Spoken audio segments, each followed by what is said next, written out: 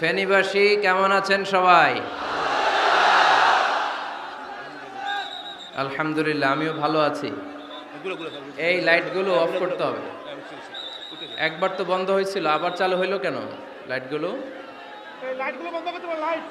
বন্ধ করে দাও। ব্যাস ব্যাস, মাশাআল্লাহ। দেখেছি, সবাইকে দেখেছি।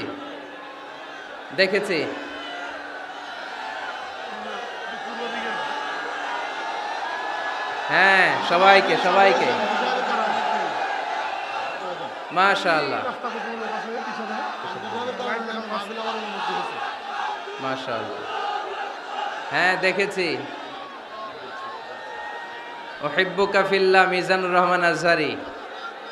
We love you, Mizanur Rahman Azhari. Taralia Shanti Sangha থেকে আজহারি হুজুরকে আন্তরিক শুভেচ্ছা। আমরা আল্লাহর জন্য আপনাকে ভালোবাসি, মিজানুর রহমান আজহারি। অনেক শ্রোতারা, অনেক দিনী ভাইরা প্লে কার্ড নিয়ে দাঁড়িয়েছে, সবারগুলো দেখাও যাচ্ছে না। সবার জন্য দোয়া আর ভালোবাসা। আমরা ভালোবাসা দিয়ে বিশ্ব জয় করব, ঠিক কিনা? হেরে যাবে ওদের হিংসার ষড়যন্ত্র, জিতে যাবে আমাদের ভালোবাসা। আমাদের ভালোবাসাকে হারায় দেওয়ার মতো শক্তি পৃথিবীর কারণে, চিল্লায় বলো ঠিক কিনা?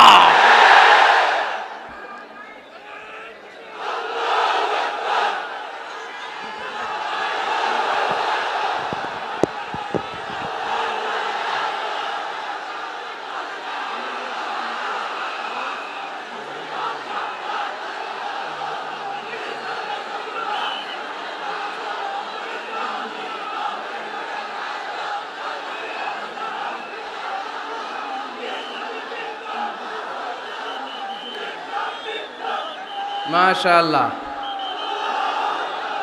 মাশাআল্লাহ। যারা না বুঝে কোরআনের প্রোগ্রাম বানচাল করতে চায়, তাদের এসে দেখা উচিত যে জনগণকে ভুলভাল বোঝানোর দিন শেষ। তাওহীদি জনতা এখন অনেক সচেতন। কোরআন প্রেমী তাওহীদি জনতা কোরআন আর সুন্নাহ এই দুইটাই বুঝে, এই দুইটা ছাড়া কিচ্ছু বোঝে না। এই জন্য কোরআন আছে যেখানে আমরা আছি, সুন্নাহ আছে যেখানে আমরা আছি, ইসলাম আছে যেখানে আমরা আছি। এই গণজোয়ার, এটা কোরআনের পক্ষের গণজোয়ার। এই গণজোয়ার, এটা ইসলামের পক্ষের গণজোয়ার, ঠিক কিনা? আজকে এই ময়দান থেকে বিরিয়ানির প্যাকেট দেয়া হবে? দুনিয়াবি কোনো স্বার্থ পাওয়া যাবে? একজনকে খুশি করতে এসেছি, চিল্লায় বলতে হবে তিনি কে? এজন্য গণজোয়ার আটকানো যায় না।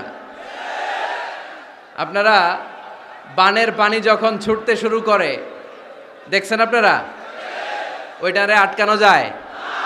আটকাইতে গেলে পানি খালি বাড়তে থাকে, ফুলে ফেপে উপরে উঠতে থাকে। একসময় যারা বাদ দিতে আসে এদেরকে সব ভেঙে মেসাকার করে দেয়। এজন্য যারা কোরআনের মাহফিলকে বানচাল করতে চায়, এরা বোঝে নাই, না বুঝে এগুলো করেছে। আমরা তাদের জন্য দোয়া করি, কারণ আমাদের হৃদয়ে তাদের জন্য ভালোবাসা আছে না নাই? আজকে আসেন, আমাদের সাথে বসেন, দেখেন আমরা কোরআনের বিপক্ষে, আমার নবীর বিপক্ষে, আমার ইসলামের বিপক্ষে আমরা কোনো কথা বলি না, ঠিক কিনা? আমাদের এই পবিত্র মঞ্চগুলো থেকে কোরআনের পক্ষে কথা হয়। এই পবিত্র মঞ্চগুলো থেকে আমার নবীর শানের ব্যাপারে কথা হয়। এই পবিত্র মঞ্চগুলো থেকে ইসলামের পক্ষে কথা হয়। তো যেখানে ইসলামের কথা হয়, কোরআনের কথা হয়, বিশ্বনবী সাল্লাল্লাহু আলাইহি ইসলামের বায়োগ্রাফি নিয়ে কথা হয়, কোনো মুমিন ওই রকম বরকতময় মজলিস বন্ধ করতে পারে? আল্লাহ আমাদেরকে সহি সমঝ দান করুক, সহি বুঝ দান করুক। আমরা যেন সবসময় কোরআনের পক্ষে থাকতে পারি। আল্লাহ তুমি তৌফিক দাও। আজকের এই মাহফিলটাকে আল্লাহ তুমি আমাদের নাজাতের ওসিলা বানাও।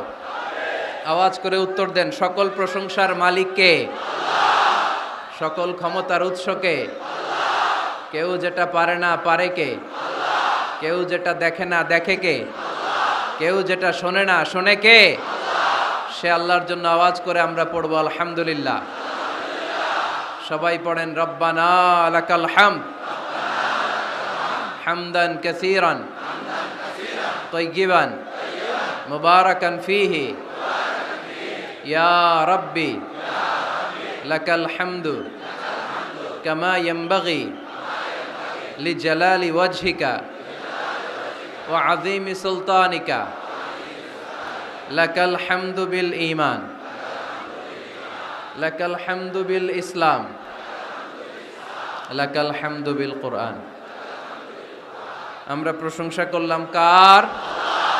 সব সময় প্রশংসা করব কার? আমরা যেন মনিবের, আমার রব্বে করিমের, আল্লাহ রব্বুল ইজ্জা ওয়াল জালালের প্রশংসা যেন বেশি বেশি করতে পারে। আল্লাহ তুমি তৌফিক দাও। আরো জোরে পড়েন আমিন। উত্তর কাশিমপুর মডেল দাখিল মাদ্রাসার উদ্যোগে আজকের এই বিশাল তাফসিরুল কোরআনের মাহফিল। মাদ্রাসাটা কোন দিকে? এই পাশেই। এটার আগে একটা ডেট হয়েছিল, ওই দিন আমরা আসতে পারি নাই। কয় তারিখে? ডিসেম্বরের 4 তারিখ। জি জি, আসার কথা ছিল, আমারও আসার খুব ইচ্ছা ছিল, কারণ ফেনীবাসীদেরকে আমি ভালোবাসি, ফেনীবাসীরা ভালোবাসে আমায়। তো আসার সুযোগ হয় নাই। কাদারাম মাকদুরা, মহাবিশ্ব সৃষ্টির 50,000 বছর আগে এই পৃথিবীতে কি ঘটবে তার সব লিপিবদ্ধ করে রেখেছেন কে? আল্লাহ। এখানে মিলন মেলা ঘটাবে আজকে, এটা কি 4 তারিখে করা সম্ভব না? তাকদীরে আমাদের জন্য আল্লাহ তাআলা আজকে রেখে দিয়েছেন, এজন্য আজকে আমরা একত্রিত হয়েছি। আলহামদুলিল্লাহ পড়েন। সময় সকাল 10টা থেকে দিয়ে রাখছেন, তো এদেরকে তো কষ্ট দিয়েছেন আপনারা।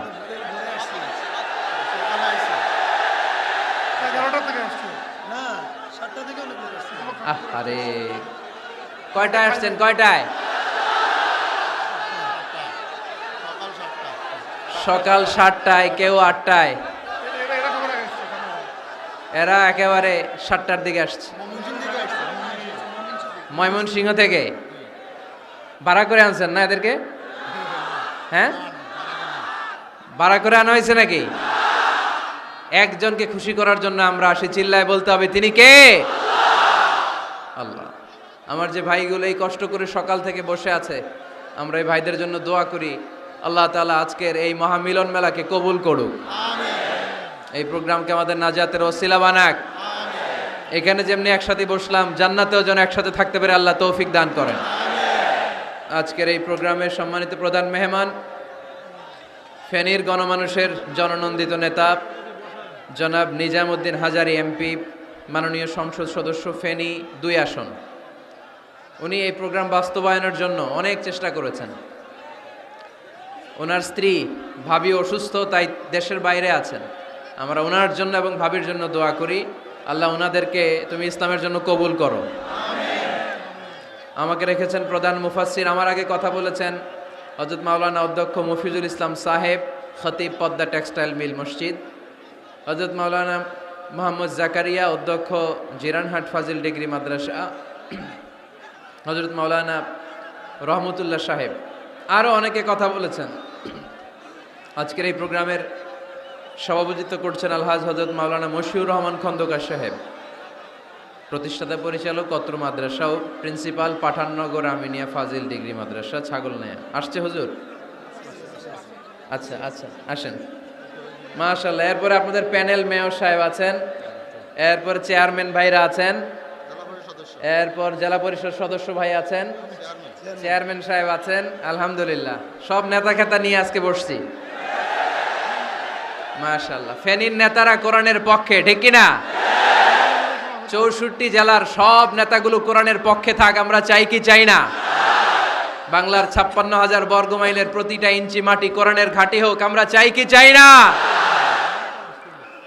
আমরা এই বাংলাদেশে কোরআনের ঘাঁটি গড়তে চাই, আমরা ইসলামকে বিজয়ী শক্তি হিসেবে দেখতে চাই, ঠিক কিনা? এরপরে আমার নানা ভাই আছেন পাশে, ডক্টর শামসুদ্দিন আমার নানা ভাই, তারপর ডক্টর মোজাম্মেল হক আজহারি আছেন, তারপরে এই যে এয়ারপোর্টে গেলে ভাই ভিআইপি লাউঞ্জে খুব সময় দেন, এরকম অনেকে আছেন। সব ওলামা হজরতের নাম যদি আমি বলতে পারতাম ভাল লাগতো।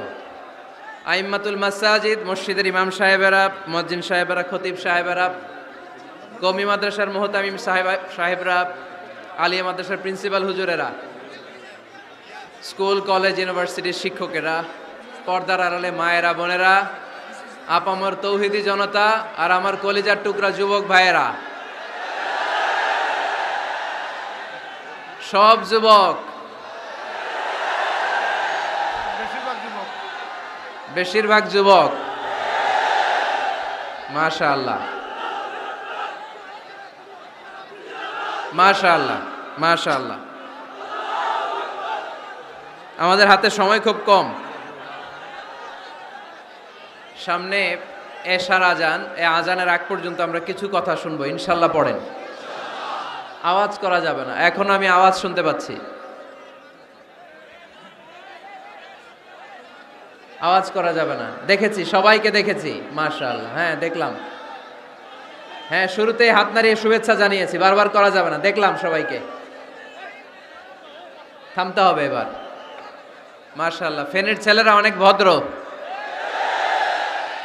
এত বড় গ্যাদারিং কিন্তু অল্পতেই থেমে গেছে। অন্যান্য জায়গায় অনেক চিৎকার চেঁচামেচি করতে হয়, আলহামদুলিল্লাহ একটা আওয়াজ হবে না।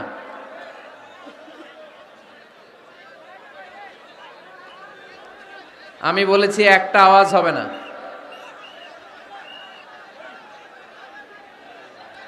ওই যে আমি একটা আওয়াজ হবে না বলছি, ওরা দুইটা আওয়াজ করতেছে।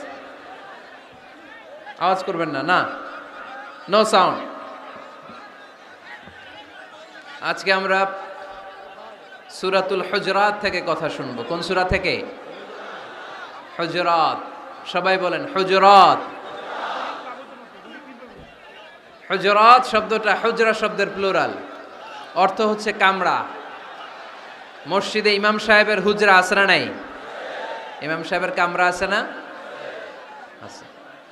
তো আল্লাহ রাসূল সাল্লাল্লাহু আলাইহি সাল্লামের এরকম হুজরাখানা ছিল। এট এ টাইমে আল্লাহর হাবিব সাল্লাল্লাহু আলাইহি সাল্লামের 9টা হুজরাখানা ছিল, যেখানে 9 জন বিবি বসবাস করতেন। কিছু বেদুইন লোকজন এসে কেমন করে বিশ্বনবী সাল্লাল্লাহু আলাইহি ইসলামের সাথে আচরণ করতে হবে এটা জানতো না। তাদের মধ্যে সভ্যতা ভব্যতার ছোঁয়া স্পর্শ লাগেনি। পরে আমরা নিজেরা নিজেদেরকে যেমনে ডাকি, তারাও এসে বিশ্বনবীকে এভাবে ডাকা শুরু করলো। কারো নাম যদি হয় আব্দুল্লাহ, আব্দুল্লাহর বন্ধু তারা ডাকবে এই আব্দুল্লাহ। কারো নাম যদি হয় করিম, তার বন্ধুটা ডাকে এই করিম। কারো নাম যদি হয় আবু বকর, তার বন্ধুটা ডাকে এই আবু বকর। কিন্তু বিশ্বনবী সাল্লাল্লাহু আলাইহি ইসলামকে কি এই মুহাম্মদ এইভাবে ডাকা যাবে? না, ডাকা যাবে না। যদিও তিনি মানুষ, কিন্তু অসাধারণ মানুষ। যদিও তিনি নবী, তিনি মহানবী। তিনি সব নবীদের নবী, ঠিক কি না? As a father, as a teacher, as a commander, as a lawgiver, as a lawmaker, Muhammad is the superman of the world. সুবহানাল্লাহ পড়েন। আমার নবীর চাইতে শ্রেষ্ঠ কোনো মানুষ গোটা বিশ্বে দ্বিতীয়টা হতে পারে না। আমার নবীর চাইতে the most trust worthy personality, বিশ্বস্ত মানুষ এই পৃথিবীতে হতে পারে না। সে কোন বন্ধু বলো বড় বিশ্বস্ত? সে কোন বন্ধু বলো বেশি বিশ্বস্ত? কার কাছে মন খুলে দেয়া যায়, কার কাছে প্রাণ খুলে দেয়া যায়, হওয়া যায় অতি আশ্বস্ত। তার নাম আহমদ বড় বিশ্বস্ত। সুবহানাল্লাহ পড়েন। আল্লাহ শিখাতে চাইলেন, এই বেদুইন লোকেরা সাবধান, যাকে তোমরা ডাকছো তিনি সাধারণ মানুষ নন। তাকে ইয়া মুহাম্মদ উখরুজ ইলাইনা, এই মুহাম্মদ এই ঘর থেকে বেরোয় আসো, এমন করে বেয়াদবের মতো ডাকা যাবে না। বিশ্বনবী সাল্লাল্লাহু আলাইহি ইসলামকে ডাকতে হবে ইয়া নবী আল্লাহ, ওনাকে ডাকতে হবে ইয়া রাসূলুল্লাহ, ওনাকে ডাকতে হবে ইয়া হাবিবাল্লাহ, ঠিক কিনা? শিষ্টাচার শিক্ষা দিলেন। আল্লাহ বুঝাতে চাইলেন তোমরা যদি অপেক্ষা করতে অনেক ভালো হতো। ওয়ালাউ আন্নাহুম সাবারু হাত্তা তাখরুজা ইলাইহিম লাকানা খায়রাল লাহুম। আল্লাহর হাবিব সাল্লাল্লাহু আলাইহি ওয়াসাল্লাম দুপুরের খাবার খেয়ে গড়াগড়ি করছিলেন। আল কাইলুলা, টসিং এন্ড টার্নিং, এপাশ ওপাশ করা। শীতকালে দুপুরের খাবার খেয়ে বিছানায় শুইলে আরাম আছে না নাই? এটাকে কাইলুলা বলে। আল্লাহর হাবিব সাল্লাল্লাহু আলাইহি ওয়াসাল্লাম যখন কাইলুলা করছিল, ঠিক তখন লোকগুলো ডাকতে আরম্ভ করলো, ইয়া মুহাম্মদ, ইয়া মুহাম্মদ উখরুজ ইলাইনা, হে মুহাম্মদ আসো। আল্লাহ বললেন খবরদার, আমার নবীকে এইভাবে ডাকা যাবে না, বরঞ্চ আমার নবীকে তোমরা ডাকবে ইয়া নবী আল্লাহ, ইয়া রাসূল আল্লাহ, ইয়া হাবিব আল্লাহ বলে। সুবহানাল্লাহ পড়েন। আল্লাহর হাবিব সাল্লাল্লাহু আলাইহি ওয়াসাল্লাম যতক্ষণ না বের হয়ে আসে তোমাদের অপেক্ষা করা উচিত, সবর করা উচিত। আমরা অনেক সময় সবর করি না।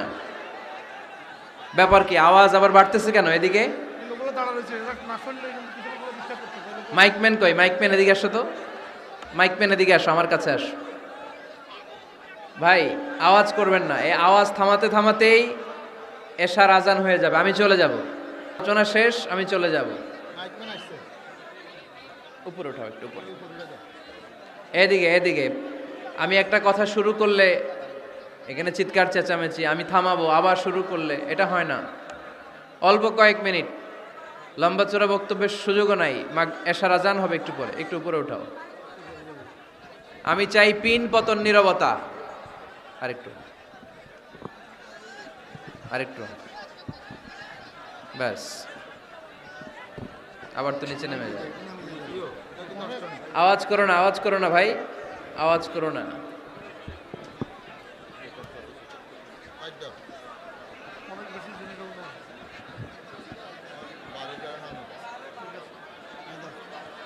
থামতে হবে, থামতে হবে। একজনও কথা বলবে না, একজনও না, নট এ সিঙ্গেল পারসন। হ্যাঁ ঠিক আছে, আবার কথা বলে, এটা ঠিক হয়ে গেছে। হ্যাঁ ঠিক আছে। তাহলে আমরা আমাদেরকে যেইভাবে ডাকি, আল্লাহর হাবিব সাল্লাল্লাহু আলাইহি ওয়াসাল্লামকে ওইভাবে ডাকা যায় না। আল্লাহ বললেন খবরদার, তোমাদের উচিত ছিল অপেক্ষা করা, যতক্ষণ না আল্লাহর হাবিব সাল্লাল্লাহু আলাইহি ওয়াসাল্লাম বিশ্রাম শেষ করে বাইরে বেরিয়ে আসে। তাই কারো বাসায় গেলে অপেক্ষা করবেন যতক্ষণ না উনি আসে, আর যাওয়ার আগে অ্যাপয়েন্টমেন্ট নিয়ে যাবেন। আজকের প্রথম মেসেজ, কারোর সাথে দেখা করার আগে কি নিয়ে যাবেন? ফ্যানের ছেলেরা কথা বলে না, অ্যাপয়েন্টমেন্ট নিয়ে যেতে হবে। অনেকে খালি অস্থিরতা করে, চেয়ারম্যান সাহেবের বাড়িতে গেছে, সিগনেচার লাগবে, যেই অস্থির, আরে বেরোয় না কেন? চেয়ারম্যান সাহেব আসে না কেন? এতক্ষণ ধরে বসে আছে। এরকম বিরক্ত, খালি কমপ্লেইন করে, অভিযোগ করে, এরকম কিছু লোক আছে না নাই? খেয়াল রাখবেন, যারা ব্যর্থ, জীবনে ব্যর্থ, তারা সবসময় শুধু কমপ্লেইন করে, অভিযোগ। মানুষের কাছে অভিযোগ, আল্লাহর কাছে অভিযোগ, আমার এইটা নাই, ওইটা নাই, আল্লাহ আমার এইটা দাও নাই, ওইটা দাও নাই। আর সফল ব্যক্তিরা কখনো অভিযোগ করে না, খালি শুকরিয়া করে, ঠিক কিনা? Now the decision is yours, you wanna be successful or unsuccessful. আপনি সফল হতে চান না ব্যর্থ হতে চান? তাহলে সফল হলে সবসময় পড়তে হবে আলহামদুলিল্লাহ। কি পড়বেন? হুজুরের সাথে দেখা করতে গেছে, যে এই হুজুর আসে না কেন, কতক্ষণ ধরে বসে আছি। আরে হুজুরও মানুষ, হুজুরও অসুস্থ হয়, হুজুরেরও ফ্যামিলি আছে, হুজুরের ঘুমানো লাগে, হুজুর রোবট না। আমাদের যখন অ্যাপয়েন্টমেন্ট নেয় মেপে দেয়, হুজুর এই তো সহজ, আপনি এটা করে আসবেন, এরপরে হেলিকপ্টার রেডি, এরপরে ওইটাতে যাবেন, ওইখান থেকে হেলিকপ্টার রেডি। আমি রোবট, হুজুর কি রোবট? হুজুর তো মানুষ না। এগুলো করবেন না, ধৈর্য ধরতে শিখুন, একটু স্থির হন। স্টপ, অনেক হয়েছে, আর না। অস্থির জীবন আমরা চাই না। এই কোরআন আমাদেরকে অস্থির সময়ে স্বস্তির বাণী শোনায়, ঠিক কিনা? কিসের বাণী শোনায়? স্বস্তির বাণী। কোন সময়ে? অস্থির সময়ে স্বস্তির বাণী শোনায় কোরআন, ঠিক কিনা? এজন্য আজকের প্রথম মেসেজ হচ্ছে, কারো বাসায় গেলে পারমিশন নিতে হবে। দরজার সামনে যেয়ে আগে সালাম দিবেন 3 বার। কয়বার? অনুমতি চাইবেন, অনুমতি দিলে ঢুকবেন, অনুমতি না দিলে বের হয়ে চলে আসবেন। পারা যাবে? এজন্য রব্বুল আলামিন বলেন, ইয়া আইয়ুহাল্লাযীনা আমানু লা তাদখুলু বুয়ুতান গায়রা বুয়ুতিকুম হাত্তা তাস্তানিসু ওয়া তুসাল্লিমু আলা আহলিহা যালিকুম খায়রুল লাকুম লাআল্লাকুম তাযাক্কারুন। সুবহানাল্লাহ পড়েন। আল্লাহ ডেকে বললেন, ও ঈমানদারেরা শোনো শোনো, তোমরা যখন অন্য কারো বাড়িতে যাবে খবরদার অনুমতি না নিয়ে সালাম না দিয়ে ঘরে ঢুকে যেও না। দরজার সামনে দাঁড়িয়ে থাকো, দরজার সামনে দাঁড়িয়ে দাঁড়িয়ে 3 বার অনুমতি চাও, তারপরে সালাম দাও। অনুমতি দিলে ঢুকবা, নচেত চলে যাবা। ঠিক কি না? এই আইনটা কার? ফেনীবাসী কি আইনটা মনে রাখতে পারবে? কারো বাসায় যাওয়ার আগে অ্যাপয়েন্টমেন্ট নিয়ে যাব, আর যে হুট করে দরজার ভিতরে ঢুকে যাব না, অপেক্ষা করব। You have to wait. তিনি আসতে বললে এরপরে ঢুকবো। মনে থাকবে? কারো ঘরে অনুমতি না নিয়ে ঢুকা কবিরা গুনাহ। কি গুনাহ? আমরা এগুলোর ইসলাম মনে করি না, আমরা ম্যানার জানি না, আমরা সোশ্যাল নর্মস জানি না। আমরা মনে করি নামাজ, রোজা, হজ, যাকাত, জিকির এগুলাই ইসলাম। ঠিক কিনা? ধরাবাঁধা ইসলাম হিন্দু ধর্মের মতো গদবাঁধা কোনো ধর্ম নয়। আমাদের মসজিদ এটা গির্জা, প্যাগোডা, সিনাগগ আর গুরুদুয়ারার মতো যে কোনো ইবাদতগাহ নয়। আমাদের মসজিদগুলো আমাদের সামাজিক ঐক্যের কেন্দ্রবিন্দু। আমাদের ইসলাম হচ্ছে আমাদের জীবন চালানোর মেথোডোলজি। কেমন করে এই লাইফটা সুন্দর হবে, স্মুথ হবে, তার সব নির্দেশনা কোরআনের ভেতরে আছে না নাই? এজন্য বিশ্বনবী বললেন, খবরদার কারো ঘরে যাওয়ার আগে সালাম দাও, পাশাপাশি অনুমতি চাও। এক সাহাবী দাঁড়িয়ে বললেন, ইয়া রাসূলুল্লাহ, ইয়া হাবিবাল্লাহ, আমার ঘরে আমরা কেবল 2 জন থাকি, 2টা ঘর। এক ঘরে থাকে আমার আম্মা, আরেক ঘরে থাকে আমি। আফাস্তাআযিনু আলা উম্মি, আমি কি আমার মায়ের ঘরে ঢোকার আগে অনুমতি নেওয়া লাগবে নাকি? নবী হে, 2টা রুম আমার ঘরে, এক রুমে আমি, আরেক রুমে আমার মা। আফাস্তাযিনু আলা উম্মি, আমার মায়ের ঘরে যাওয়ার আগে অনুমতি নেওয়া লাগবে? আনা খাদিমুহা, আমি তো তার খেদমত করি, মায়ের ঘরে যাইতে অনুমতি লাগবে? বিশ্বনবী বললেন, নাআম ইস্তাযিন আলাইহা, হ্যাঁ অবশ্যই মায়ের ঘরে ঢোকার আগে অনুমতি নিয়ে ঢুকবা। সুবহানাল্লাহ পড়বেন না? সাহাবী বললেন, ইয়া রাসূলুল্লাহ, তিনি তো আমার মা, অনুমতি লাগবে কেন? বিশ্বনবী বললেন, আতুহিব্বু আন তারাহা উরিয়ানাতান, ও সাহাবী, তুমি কি তোমার মাকে উলঙ্গ দেখতে পছন্দ করো নাকি? সাহাবী বললেন, না, কশিন কালেও নয়, আমি কখনো আমার মারে উলঙ্গ অবস্থায় দেখতে পছন্দ করব না। বিশ্বনবী বললেন, তাহলে অবশ্যই অনুমতি নিয়ে ঢুকবা।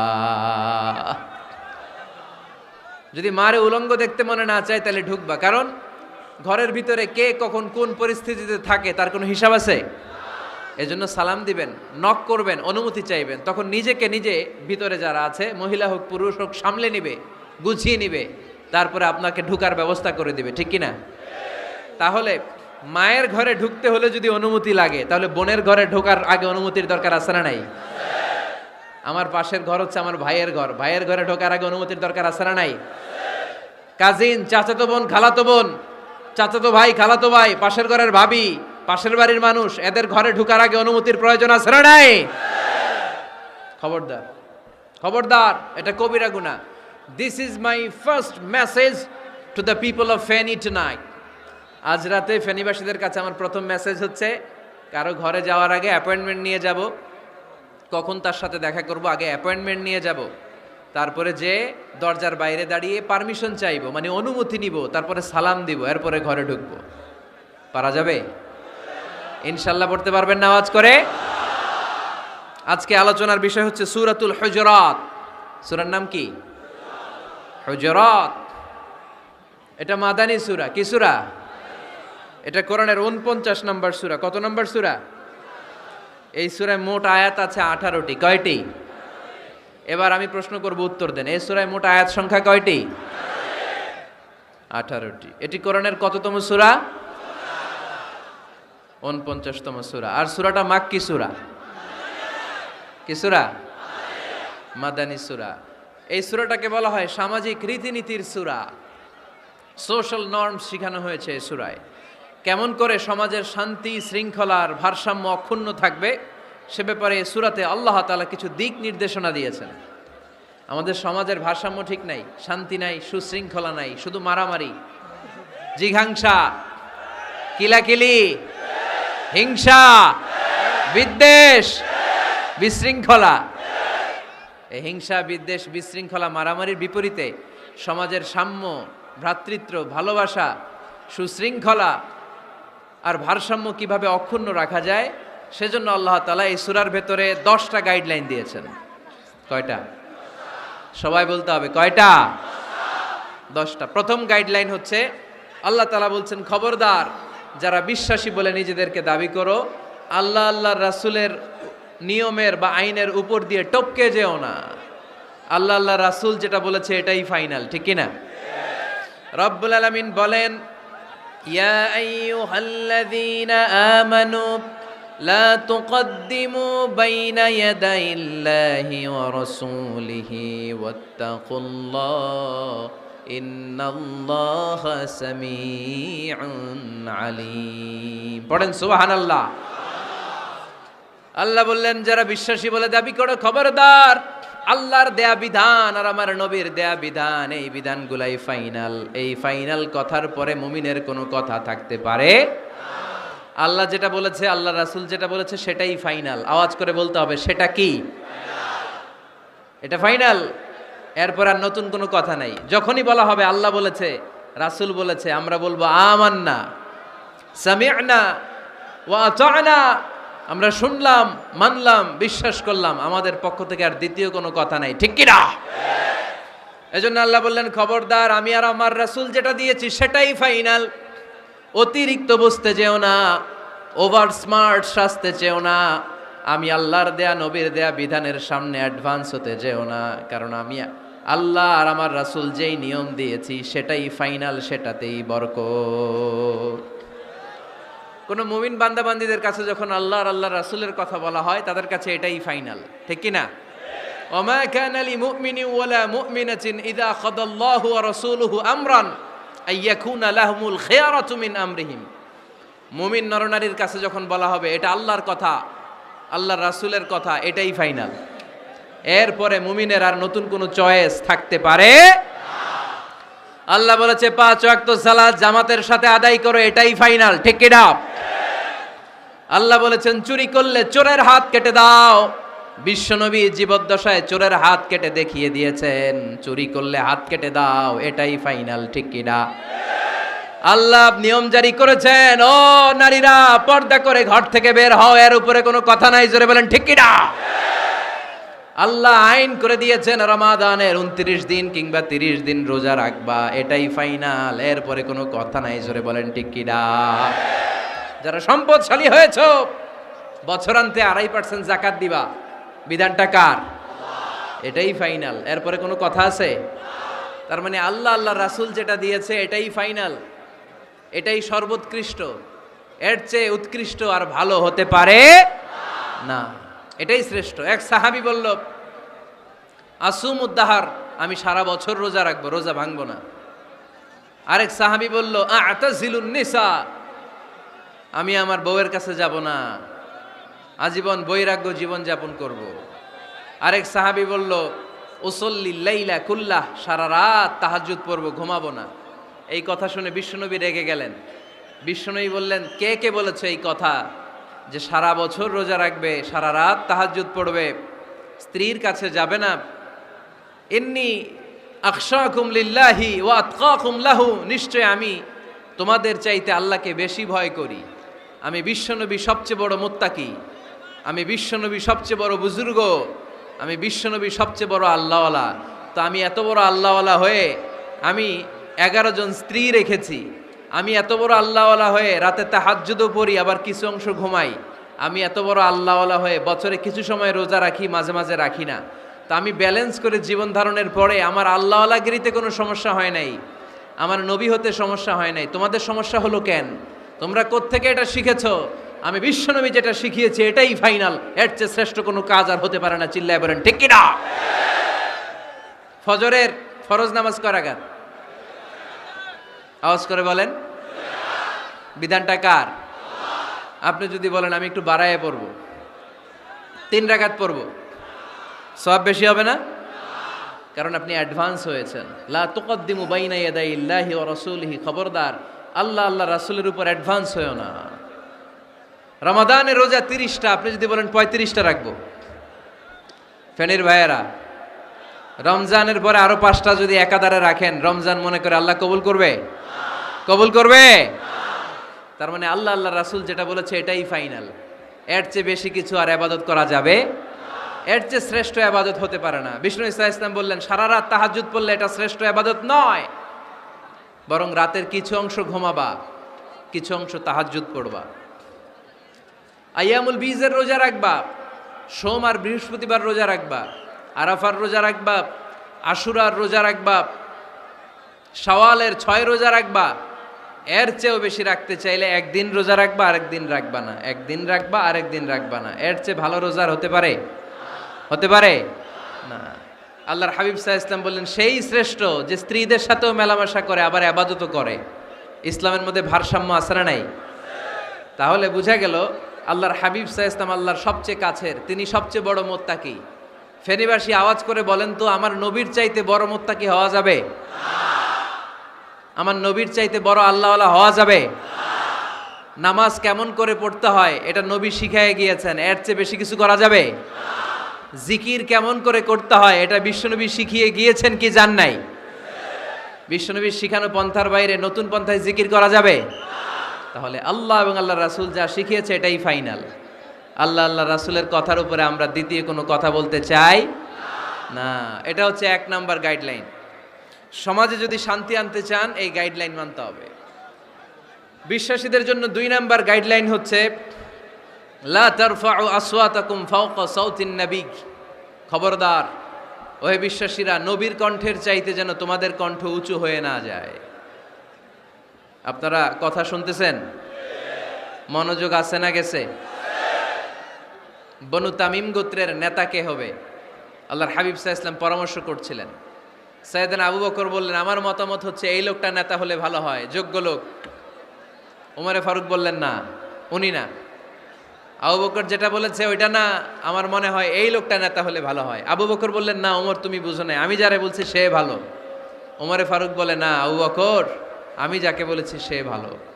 এরকম মতামত দিতে দিতে, তর্ক করতে করতে বিশ্বনবীর গলার চাইতে সাহাবীদের গলার আওয়াজ বড় হয়ে গিয়েছে।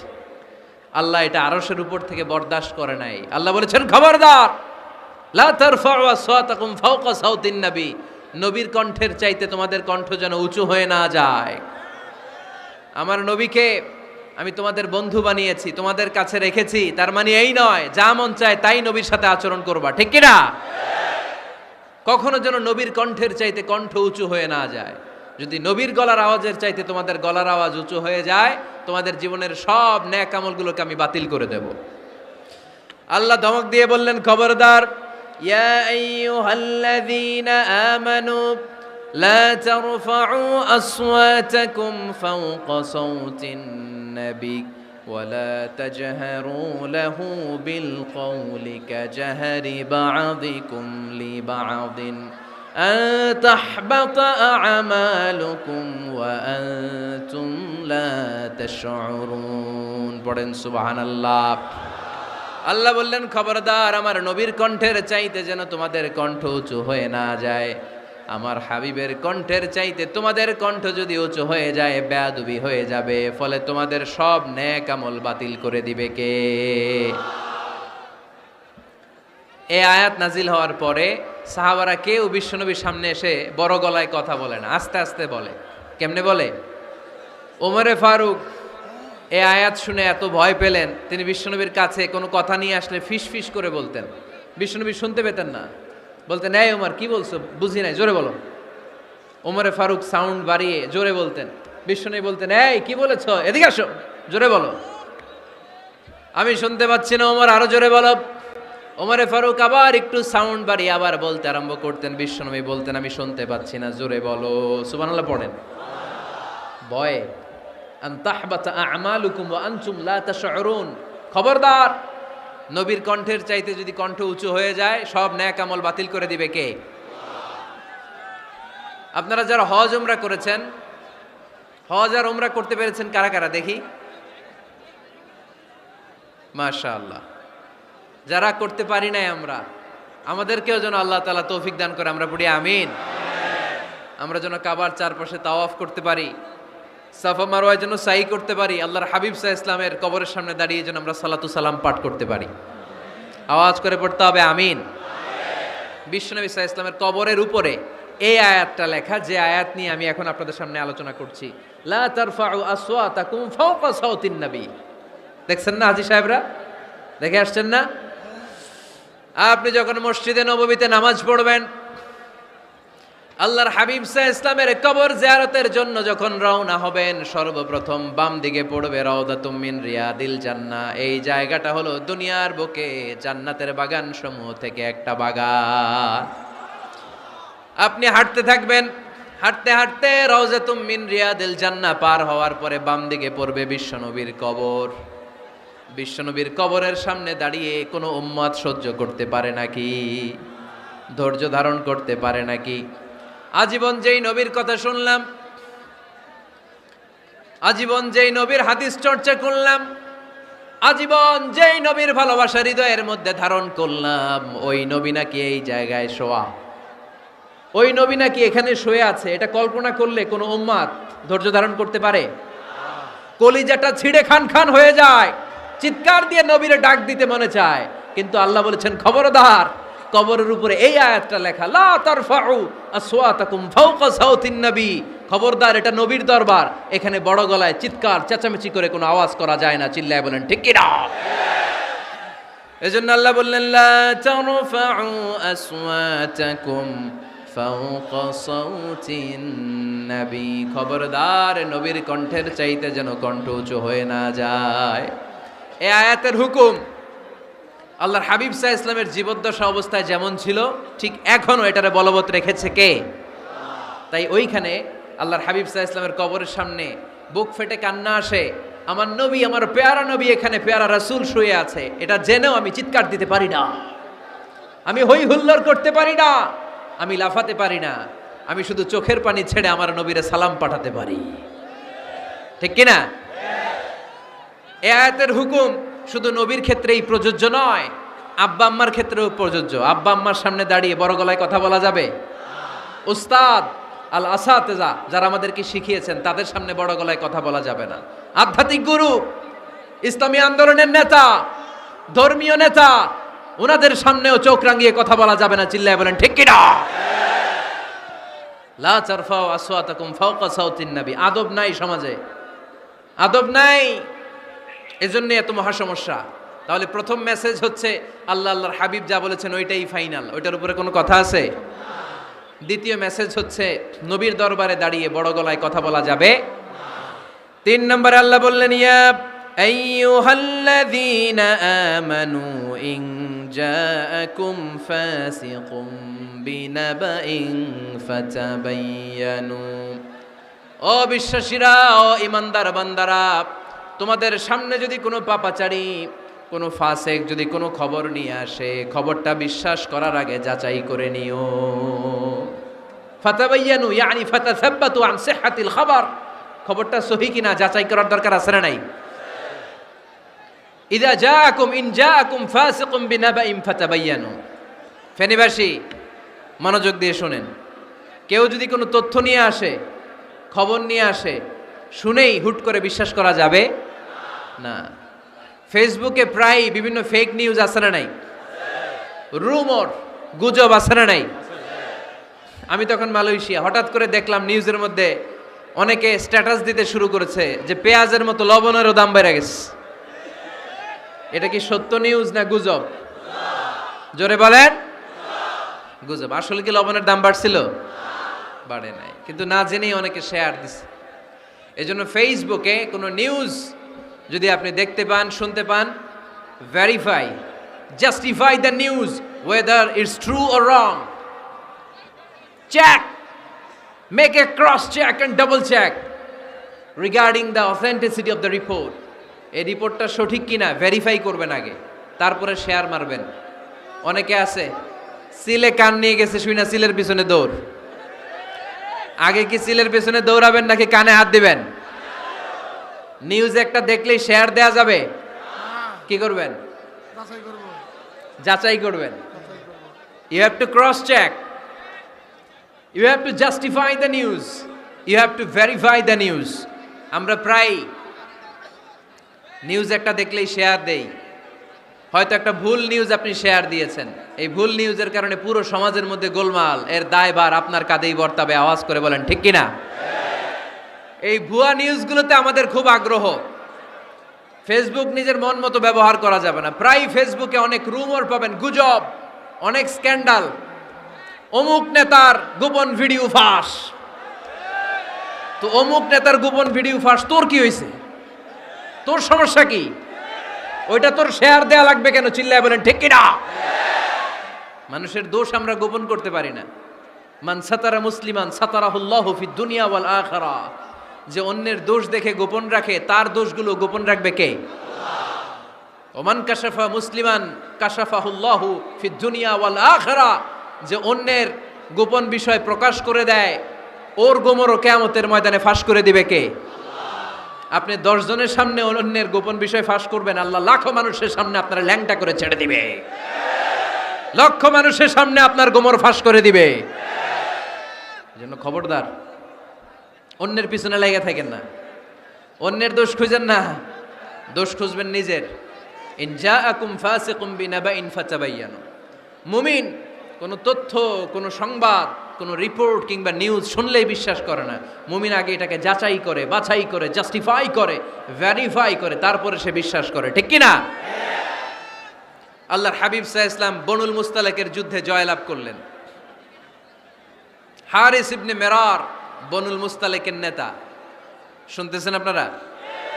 কষ্ট হচ্ছে? আচ্ছা। হারিস ইবনে মিরার বললেন, ইয়া রাসূলুল্লাহ, আমরা ইসলাম ধর্ম গ্রহণ করলাম, কি কি নিয়ম মানতে হবে? আল্লাহর হাবিব সাল্লাল্লাহু আলাইহি ওয়াসাল্লাম বললেন, সালাত পড়বে, যাকাত দিবে। উনি বললেন, তাহলে যাকাত নেন। আল্লাহর হাবিব বললেন, না, এই তো মাত্র কালিমা পড়ে মুসলমান হলে, হালানিল হাউল, 1 বছর অতিক্রান্ত হওয়ার পরে যাকাত দিবে। আল্লাহর হাবিব সাল্লাল্লাহু আলাইহি ওয়াসাল্লাম মদিনায় ফিরে আসলেন। 1 বছর পর আল ওয়ালিদ ইবনে উকবা রাদিয়াল্লাহু তাআলা আনহুকে পাঠালেন, যাও বনুল মুস্তালাকের 1 বছর পূর্ণ হয়েছে, যাকাতের সম্পদ নিয়ে আস। এইদিকে হারিস ইবনে মিরার যাকাতের সম্পদ নিয়ে, সৈন্যবাহিনী নিয়ে, নবীর দূত আসবে যাকাত কালেকশনের জন্য, ওনার জন্য মেহমানদারিতে কোনো ঘাটতি না হয়, ওয়েল রিসিপশন দেওয়ার জন্য এলাকা থেকে বের হয়ে মরুভূমির সামনে দলবল নিয়ে দাঁড়িয়ে। ওয়ালিদ ইবনে উকবা যখন যাকাতের সম্পদ কালেক্ট করার জন্য বনুল মুস্তালাকের ওদিকে যেতে শুরু করেছে, এলাকায় ঢোকার আগেই দেখে বনুল মুস্তালাকের লোকেরা ঘোড়সাওয়ার বাহিনী দাঁড়ায় আছে। এই দৃশ্য দেখে ওয়ালিদ ইবনে উকবা মনে করেছে বনুল মুস্তালিক মনে হয় তাকে হত্যা করার জন্য দাঁড়িয়ে রয়েছে। আসলে কি হত্যার জন্য দাঁড়ায় আছে? কি জন্য দাঁড়ায় আছে? ওয়েলকামিং রিসিপশন দেওয়ার জন্য। উনি ভয় পেয়ে অ্যাবাউট টার্ন, তথ্য যাচাই না করে মনে করছে আমারে মারবে, ধরবে, about turn, return back to Medina. মদিনায় চলে গেলেন, যে বলে, ইয়া রাসূলুল্লাহ, বনুল মুস্তালিক যাকাত দেওয়া তো দূরের কথা, এগুলো তো সব কাফের হয়ে গেছে। ইয়া রাসূলুল্লাহ, ওরা তো মনে হয় কাফের হয়ে গিয়েছে, যাকাত প্রদান করা তো দূরের কথা, মারার জন্য সৈন্যবাহিনী নিয়ে অ্যাটাক করেছে। বিশ্বনবী রেগে গেলেন। খালিদ বিন ওয়ালিদের নেতৃত্বে 1000 সৈন্যবাহিনী পাঠিয়ে বললেন, যাও বনুল মুস্তালিক অ্যাটাক করো, বনুল মুস্তালিকে অভিযান চালাও। আল্লাহ বললেন, নবী অভিযান পরে চালান। ইন জাআকুম ফাসিকুম বিনাবাইন ফাতাবায়ানু। সুবহানাল্লাহ পড়েন। নবী হে, অভিযান পরে চালান। তথ্য যে নিয়ে আসছে ওয়ালিদ, এটা সত্য কিনা আগে যাচাই করেন। সে যে তথ্য আপনাকে সরবরাহ করেছে, এই তথ্য সঠিক নয়, সে ভুয়া তথ্য দিয়েছে, সে ভুল বুঝেছে, এখানে মিসআন্ডারস্ট্যান্ডিং হয়েছে। আপনি 1000 সৈন্যবাহিনী পাঠাবেন না। আপনার 1000 সৈন্যবাহিনী যে যদি বনুল মুস্তালিককে অ্যাটাক করে, তাহলে এই অ্যাটাকে কোনো ক্ষয়ক্ষতি হলে সবটার দায়ভার আপনার কাঁধেই বর্তাবে। চিল্লায় বলেন ঠিক কিনা? আমার নবীকে শিখানোর মাধ্যমে আল্লাহ তাআলা আমাদেরকে শিখা যাবে না। আগে যাচাই বাছাই করার দরকার আছে না নাই? আছে। আপনার বন্ধু এসে বলল, আরে দোস্ত তুমি এইখানে, ভাবিরে তো দেখলাম বাজারে আরেক লোকের সাথে ঘুরতেছে, আপনি রেগে মেগে আগুন, অফিস থেকে বাসায় যায় বউরে কিল, আইজো মায়ের কাইলো মায়ের, এরকম হতে পারে না? আপনার বন্ধু হয়তো আপনার ওয়াইফের মতো আরেকজন মহিলাকে দেখেছে, এটা হতে পারে কি পারে না? আপনার ওয়াইফকে জিজ্ঞেস করেন নাই, ক্রস চেক করেন নাই, না করেই আপনি ঝগড়া মারামারি শুরু করে দিয়েছেন। এই ছোট্ট ঝগড়া থেকে বিচ্ছেদের দিকে, ডিভোর্সের দিকেও যেতে পারে, এরকম আছে না নাই? এরকম অনেক ভুরি ভুরি কেস আমাদের কাছে আছে।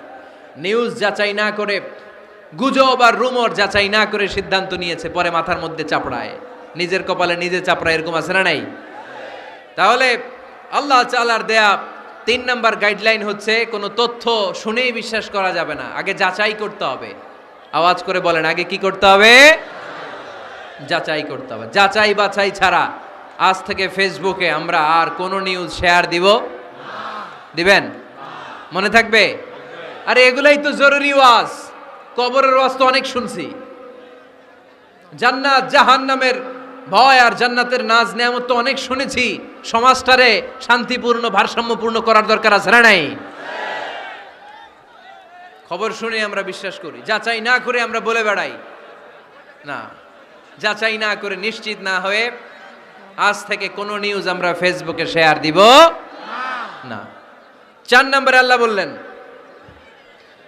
4 নম্বর গাইডলাইন আল্লাহ দিলেন, ইয়া আইয়ুহাল্লাযীনা আমানু লা ইয়াসখার কওমুম মিন কওম। খবরদার আমার বিশ্বাসী বান্দারা, আমার ইমানদার বান্দারা, কেউ কোনোদিন কাউরে ঠাট্টা বিদ্রুপ করে না। সুবহানাল্লাহ পড়েন। মুমিন বান্দা কাউকে ঠাট্টা করতে পারে? বিদ্রুপ করতে পারে না। আমাদের জিহ্বা আছে বলে আমরা যা ইচ্ছে তাই বলতে পারি? কথা বলেন না কেন? আমাদের কান আছে বলে কান দিয়ে আমরা যা মনে চাই তাই শুনতে পারি? যেন কানে শুনি সদা তোমার কালাম, হে খোদা, চোখে যেন দেখি শুধু কোরআনের আয়াত। শোনো আমার মুনাজাত, শোনো শোনো ইয়া ইলাহি আমার মুনাজাত, শোনো আমার মুনাজাত। সবাই আওয়াজ করে পড়েন আমিন। লা ইয়াসখার কওমুন মিন কওম। মুমিন বান্দা কখনো অন্য কাউকে ঠাট্টা করবে না। আমার কোনো ভাই মনে কষ্ট পায়, এরকম কোনো ঠাট্টা বিদ্রুপ, খোঁচা মেরে, পোক মেরে কথা বলা যাবে না। এটা তার চেহারা নিয়ে না, তার পেশা নিয়ে না, তার বংশ নিয়ে না, তার পরিবার নিয়ে না। তার বাবা চুরি করেছে, আমি কি বলতে পারবো তুই চোরের ঘরের চোর? বলে কি বলে না? কেউ একটু মোটা হইলে কয় তুই মোটুর ঘরের মোটু, চোখে কম দেখলে কয় তুই কানার ঘরের কানা। আছে না নাই? না না, স্টপ, থামেন, অনেক হয়েছে, আর না, এগুলো বলা যাবে না। কারো আকৃতি নিয়ে খোঁটা দেয়া, ঠাট্টা করা, এটা স্বয়ং আল্লাহর সাথে ঠাট্টা করার শামিল, ঠিক কিনা? কারো নাক যদি ছোট হয়, এরে কয় বোচা, তোর নাক বোচা। ফেনীতে আপনারা কি বলেন? হ্যাঁ, তো এই যে যার নাক বোচা হয়েছে, ও কি নিজে বানাইছে? যার নাক খাড়া, এটা বানাইছে কে? যে কালো, বানাইছে কে? সাদা শুভ্র, বানাইছে কে? তার মানে কারো আকৃতি নিয়ে যদি আপনি ঠাট্টা করেন, স্বয়ং আল্লাহর সাথে ঠাট্টা করলেন। কারণ কেউ কারো চেহারা বানানোর দায়িত্ব পায় নাই। মাতৃগর্ভে থাকতেই আমাদের চেহারার আকৃতিগুলো দান করেছে কে? হুয়াল্লাযী ইউসাউইরুকুম ফিল আরহামি কাইফা ইয়াশা লা ইলাহা ইল্লা হুয়াল আজিজুল হাকীম। তিনি এমন সত্তা, তোমরা যখন তোমাদের মায়ের পেটের ভেতরে ছোট্ট একটা ভ্রূণ কণা ছিলা, তখনই তোমাদের চেহারার আকৃতি দিয়েছে কে? মায়ের পেটে থাকতেই কে ছেলে হবে, কে মেয়ে হবে, কে সুশ্রী হবে, কে শ্যামলা হবে, কার নাক লম্বা হবে, কারটা খাটো হবে, এগুলো ফিক্স করে রেখেছে কে? এজন্য কখনো কারো চেহারা, কারো আকৃতি নিয়ে ঠাট্টা বিদ্রুপ করা যাবে না। কারণ এই চেহারা আমরা বানাই নাই, বানাইছে কে? প্রত্যেককে যদি আল্লাহ তাআলা প্রত্যেকের নিজের চেহারা ডিজাইন দেওয়ার সুযোগ দিত, তাহলে আমরা আমাদের চেহারা কি এরকম বানাইতাম? কি করতাম? আপনাকে যদি আপনার চেহারা তৈরি করার ডিজাইন আল্লাহ দিত, যে তুমি যেমন মনে চাই নিজের চেহারাটার ডিজাইন দাও, কেমন বানাতেন নিজেকে? কথা বলেন, কয়েকজন বলেন না? হ্যাঁ, সবচাইতে সুন্দর, সবচাইতে সুন্দর করে আমি আমার অবয়বটাকে তৈরি করতাম। কোন নারীকে যদি তার চেহারার ডিজাইন তৈরি করার সুযোগ আল্লাহ দিতেন, সে নারী তাকে বিশ্ব সুন্দরী করে তৈরি করত। ঠিক কিনা? এটা আল্লাহ আমাদেরকে দেয় নাই, এটা আল্লাহ তাআলা নিজ হাতে রেখেছে, নিজে করেছে। তাই কারো আকৃতি নিয়ে ব্যঙ্গ করলে স্বয়ং আল্লাহর সাথে ব্যঙ্গ করার শামিল। চিল্লায় বলেন ঠিক কিনা? সাইয়েদনা ইবনে মাসউদ রাদিয়াল্লাহু তাআলা আনহুর পায়ের নলা ছিল চিকন। হাদিসে এসেছে দাকিকুস সাকাইন, ওনার পা দুইটা ছিল চিকন। খেজুর পাড়ার জন্য ইবনে মাসউদ রাদিয়াল্লাহু তাআলা আনহু যখন খেজুর গাছে উঠলেন, সাহাবারা সাইয়েদনা ইবনে মাসউদের পা দেখে হাসাহাসি শুরু করে দিল। বিশ্বনবী বললেন, খবরদার খবরদার, ইবনে মাসউদের চিকন পা দেখে তোমরা হেসো না। ইবনে মাসউদের চিকন পা দেখে তোমরা হাসো। কিয়ামতের ময়দানে ইবনে মাসউদের এই চিকন পা গুলো যদি মিজানের পাল্লায় রেখে দেওয়া হয়, এই পা দুইটার ওজন উহুদ পাহাড়ের চেয়ে ওজনওয়ালা হয়ে যাবে। এজন্য খবরদার, জিহ্বা আছে বলে যে কোনো কমেন্ট করবেন না। এই আবার কি হইছে দেখ, আওয়াজ কেন? হ্যাঁ, আর কি দেখবেন? এখনই তো বিদায় নেব আমি, চুপ করেন না, এবার থামেন। জিহ্বা আছে বলেই, জিহ্বা আছে বলেই যে কোনো ধরনের মন্তব্য করা যাবে না। আল্লাহর হাবিব সাল্লাল্লাহু আলাইহি ওয়াসাল্লাম বলেছেন, মাইয়াদমান লি মা বাইনা লিহিয়াইহি ওয়া মা বাইনা রিজলাইহি আদমান লাহুল জান্নাহ। ও আমার উম্মতেরা, তোমাদের মধ্য থেকে কেউ যদি আমাকে দুইটা অঙ্গের গ্যারান্টি দেয়, কয়টা অঙ্গের? সবাই বলতে হবে, কয়টা? আমার কোন উম্মত যদি আমাকে দুইটা অঙ্গের গ্যারান্টি দেয় যে তারা এই দুই অঙ্গের পাপ করবে না, আমি তাদেরকে জান্নাতের গ্যারান্টি দেই। এক নম্বরে মা বাইনা লিহিয়াইহি, দুই চোয়ালের মাঝখানে যা থাকে মানে জিহ্বা। আমার কোন উম্মত যদি আমারে গ্যারান্টি দেয় জিহ্বা দিয়ে কোনো মিথ্যা বলবে না, কাউরে বাজে কথা বলবে না, ঠাট্টা বিদ্রূপ করবে না, জিহ্বা দিয়ে যে এই পাপ কাজগুলো হয় এগুলো করবে না, আর দুই রানের মাঝখানে যে অংশ আছে লজ্জাস্থান, এই দুইটা অঙ্গের গ্যারান্টি যদি আমার কোন উম্মত আমারে দেয়, আমি আমার ওই উম্মতকে জান্নাতের গ্যারান্টি দিয়ে দেব। খবরদার ফেনীবাসী, খবরদার। মন চাইলেই যা মনে চাই মুখ দিয়ে বলা যাবে। আমার রাসূল সাল্লাল্লাহু আলাইহি ইসলামের 11 জন স্ত্রী, এর মধ্যে একজন স্ত্রী ছিলেন একটু স্থূল আকৃতির, মানে মোটা। কি ছিলেন জানেন? ওই স্ত্রীর নাম কি? সফিয়া। কি নাম? সফিয়া বিনতে হুয়াই ইবনে আখতাব। উনি আল্লাহর হাবিব সাল্লাল্লাহু আলাইহি ইসলামের সব স্ত্রীদের মধ্য থেকে একটু স্থূলকার ছিলেন, একটু ফেটি ছিলেন, মোটা ছিলেন। আম্মা জান আয়েশা একবার ওনার প্রতি রেগে আল্লাহ রাসূল সাল্লাল্লাহু আলাইহি ইসলামের কাছে বিচার দিলেন যে আপনার মুটি বউ, মুটকি বউ।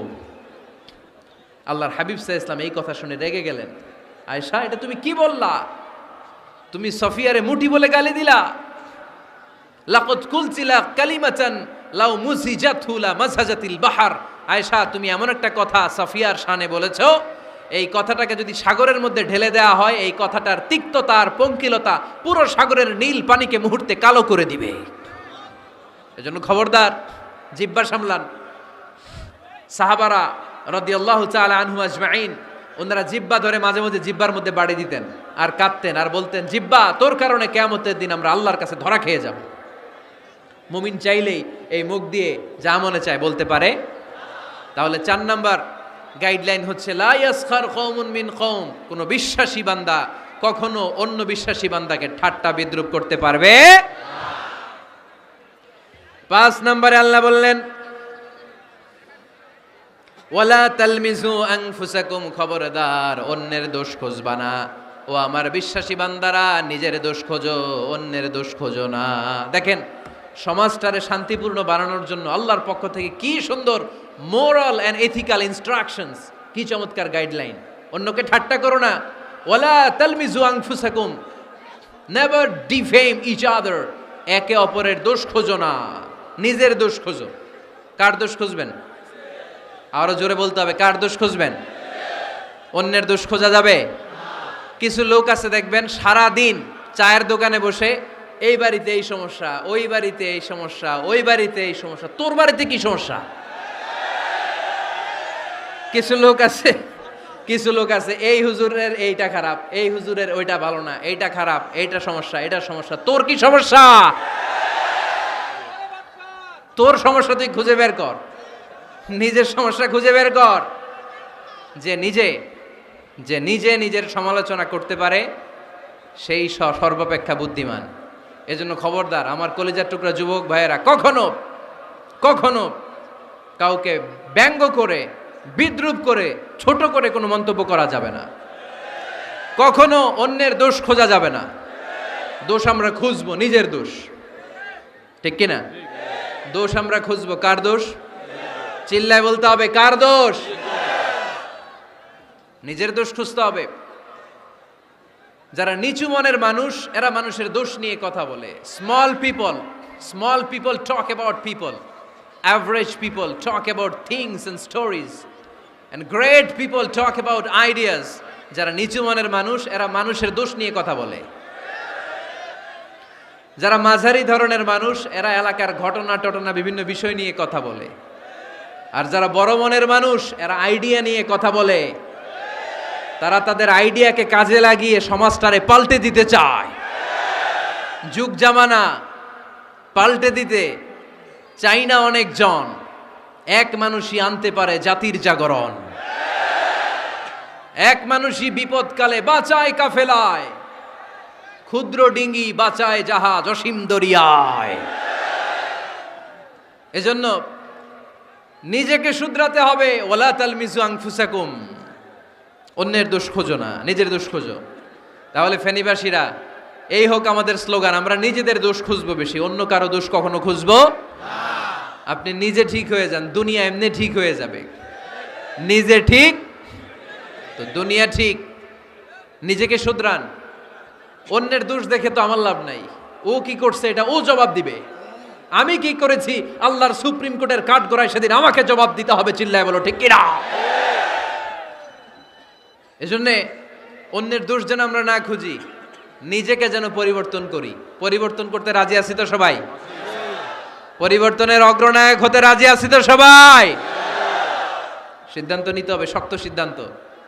দাঁড়াতে হবে, সৈনিকের মতো দাঁড়াতে হবে, ঠিক কিনা? আধারে ভয় পেও না, আলো আছে আড়ালে, অন্ধকার পালিয়ে যাবে তুমি উঠে দাঁড়ালে। নিজেকে দাঁড়াতে হবে, নিজের সাথে নিজের শক্ত বোঝাপড়া করতে হবে। অন্যের দোষ খোঁজার সময় আমাদের নাই। চিল্লায় বলো ঠিক কিনা? দোষ খোঁজা যাবে না, নিজের দোষ নিজের আমরা খুঁজবো। বসেন বসেন। কে ঢুকছে এখানে? হ্যাঁ, কারেন্টে শক করছে। সাপ, সাপ আওয়াজ শুনতে আসে।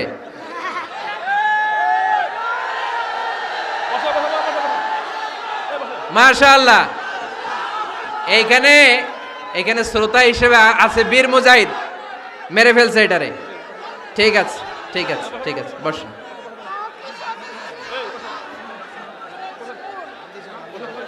এখনো কথা বাকি, বসেন। একটা আওয়াজ হবে না, একটা আওয়াজ হবে না। আবার আওয়াজ হয় এখানে। তাহলে ফেনীর ভাইয়েরা, অন্যের দোষ খুঁজবে না, নিজের দোষ খোঁজা যাবে? যাবে যাবে? ক্লান্ত হয়ে গেছেন? কষ্ট হচ্ছে? তারপরে 7 নম্বরে আল্লাহ বললেন, ওয়ালা তানাবাজু বিল আলকাব, ওয়ালা তানাবাজু বিল আলকাব। এই ছেলেরা, আমি এখনই উঠে যাব, বিদায় নিচ্ছি। বসো, বসেন ভাই, বসেন। এগুলো অনেক জরুরি কথা, মনোযোগ দিয়ে শুনেন। ওয়ালা তানাবাজু বিল আলকাব, মানুষকে মন্দ নামে ডেকো না। অনেকের নাম চেঞ্জ করে ডাকি, আছে না নাই? না, আমার কলিজার টুকরা ফেনীর ভাইয়েরা, আজ থেকে কখনো কারো নাম চেঞ্জ করে আমরা ডাকবো না। যে নামে তাকে ডাকলে সে খুশি, আমরা ওই নামে ডাকবো। পারবো তো? কারণ প্রত্যেকের নামটা প্রত্যেকের কাছে বড্ড দামি, প্রত্যেকের নামটা প্রত্যেকের কাছে বড্ড প্রিয়। আপনার নাম কি? লিটন ভাই। মাহবুল হক লিটন ভাই। আপনার কাছে মনে হইতে পারে আরে লিটন একটা নাম হইলো, এ তো কত আছে আমাদের এলাকায়। না, এলাকায় অনেক আছে ঠিক, কিন্তু লিটন ভাইয়ের কাছে লিটন নামটা খুব আদরের, যত্নের, ঠিক কি না? আমার নাম কি? আমার নাম মিজান। আরে মিজান একটা নাম হইলো নাকি? কত নাম আছে মিজান, এলাকার চিপাই পয়রাস। এটা ঠিক, অনেক নাম আছে মিজান নামে, কিন্তু যেহেতু এটা আমার নাম, আমার কাছে এই নামটা বড় দরদের, বড় যত্নের, বড় আদরের। কারণ এই নামটা আমার পরিচয় বহন করে। ভাইয়ের নাম কি? স্বপন। স্বপন ভাই এলাকায় অনেক আছে না? তো সিম্পল একটা নাম, কিন্তু না, স্বপন মিয়াজি ভাইয়ের কাছে এটা সিম্পল না, এই নামটা ওনার কাছে বড় যত্নের। মানুষ তার নাম খুব পছন্দ করে, নিজের নামের। কারণ দেখবেন কাগজ আর কলম পাইলে সবাই নিজের নাম লেখে, খালি নিজের নামের সিগনেচার দেয়, আছে না নাই? এরপরে দেখবেন যে কক্সবাজারে গেলে সাগরের তীরে বালু পাইলেই বালুর মধ্যে নিজের নাম লেখে, আবার ওই নামের পাশ দিয়ে লাভও আঁকে, আছে না নাই? আমি অনেক দেখেছি, সাগর পারে গেলেই মানুষের মন উথাল পাতাল করে, তো সাগরের বালিতে নিজের নামটা বড় করে লেখে চারদিক দিয়ে লাভ, মানে এই নামটারে আমি লাভ করি। এটা প্রমাণ করে প্রত্যেকে নিজের নামটারে বড্ড বেশি ভালোবাসে, ঠিক কিনা?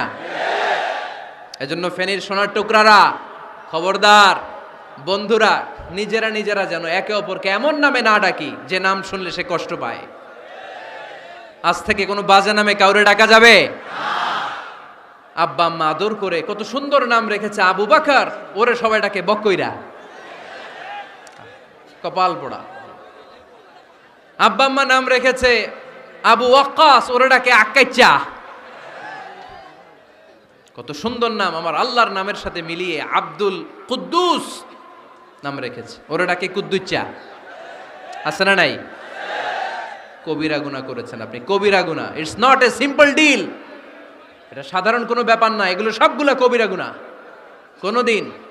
কোনোদিন কাউকে ঠাট্টা বিদ্রুপ করে কিছু বলবো না, কখনো অন্যের দোষ খুঁজবো না, কারো নাম বিকৃত করে কোনোদিন কারো মনে কষ্ট দিব না, ঠিক কি না? এরপরে 8 নম্বরে আল্লাহ বললেন, ইয়া আইয়ুহাল্লাযীনা আমানু ইজতানিবু কাসীরাম মিনায-যন্নি ইন্না বা'দায-যন্নি। অবিশ্বাসীরা খবরদার, অনুমান আন্দাজ নির্ভর কোনো কথা বলবে না, যেটা বলবে নিশ্চিত হয়ে বলবে। কার কথা? অনুমান নির্ভর কোনো কথা, আন্দাজ নির্ভর কোনো কথা কোনো মুমিন বলতে পারে? আমার কথা বোঝা যায়? হ্যাঁ, ফেনীবাসী কথা বোঝা যায়? ফেনী না হেনি? হ্যাঁ, আর বাড়ি হেনি, আইসাই রেনি। আপনারা কি ডাকেন, ফেনী না হেনি? ফেনী। মাশাআল্লাহ মাশাআল্লাহ, খুব সচেতন ফেনীবাসী। দেখছেন আপনাদের জেলা নিয়ে কিছু বললে খারাপ লাগে না? লাগে। তো নোয়াখালী করে গালি দিয়েন না, চিটাঙ্গারে গালি দিয়েন না, কুমিল্লাবাসীদেরকে গালি দিয়েন না। আমার 64 জেলায় সুজলা সুফলা শস্য শ্যামলা, ঠিক কিনা? 64 জেলা নিয়ে আমার এই বাংলাদেশ। প্রত্যেক জেলায় আমাদের সৌন্দর্য আছে না নাই? এক এক জেলার ভাষার সাথে আরেক জেলার ভাষার কোনো মিল। সিলেটে ছিল আমার গতকাল মাহফিল, তা আমি জিজ্ঞেস করছি, ভাই সাহেব খিতা খররা, আপনারা বালা আসুননি? তো মহা খুশি, কারণ ওদের ভাষায় কথা বলেছি, ওরা ওদের ভাষাটারে বড্ড ভালোবাসে। আমরা প্রত্যেকে আমাদের প্রত্যেকের জেলাটারে বড্ড পছন্দ করি, ঠিক কিনা? ইজতানিবু কাসীরাম মিনায-যন, আন্দাজ অনুমান নির্ভর কথা মুমিন কখনো বলতে পারে? এজন্য আল্লাহর হাবিব বললেন, ইয়াকুম ওয়ায-যন ফাইন্নায-যন্না কাযাবুল হাদিস। খবরদার, তোমাদের উচিত আন্দাজ অনুমান নির্ভর কথা থেকে বেঁচে থাকা, কেননা অনুমান করে কথা বললে পাপ হয়। অনুমান করে কথা বললে কি হয়?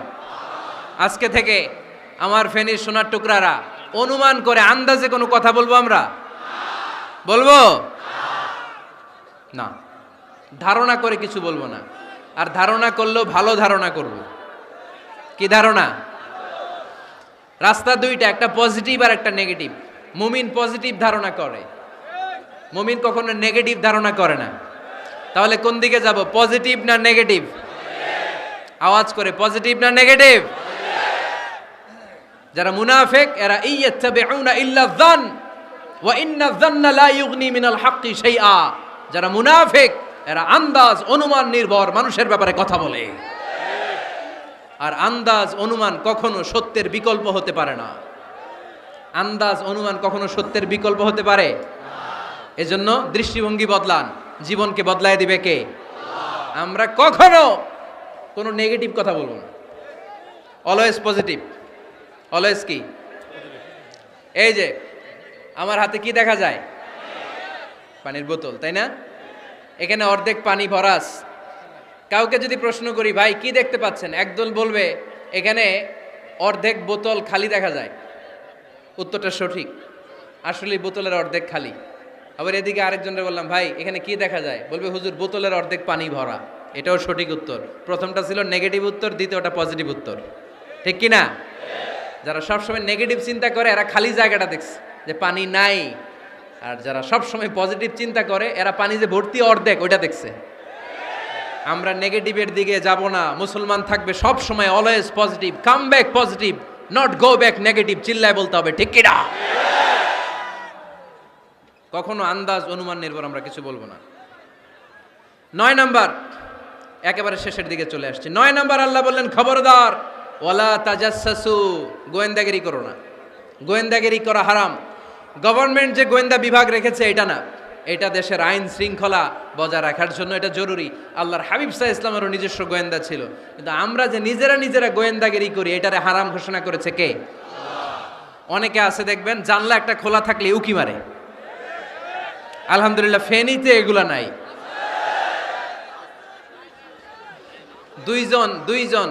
দুইজন ওদিকে কি যেন বলতেছে, উনি আড়ি পেতে কথা শুনে। আছে না নাই? ছিদ্র একটা থাকলে উকি মারে। আছে না নাই? খবরদার, ওয়ালা তাজাসসু, গোয়েন্দাগিরি করো না। কখনো কোনোদিন কারো পারমিশন ছাড়া মোবাইলের গ্যালারি চেক করবেন না। কখনো কারো পারমিশন ছাড়া তার ফেসবুকের মেসেঞ্জারে কে কার সাথে চ্যাটিং করেছে এটা করা যাবে না। কখনো কারো পারমিশন ছাড়া তার মেইলের ইনবক্স খুলে দেখা যাবে না।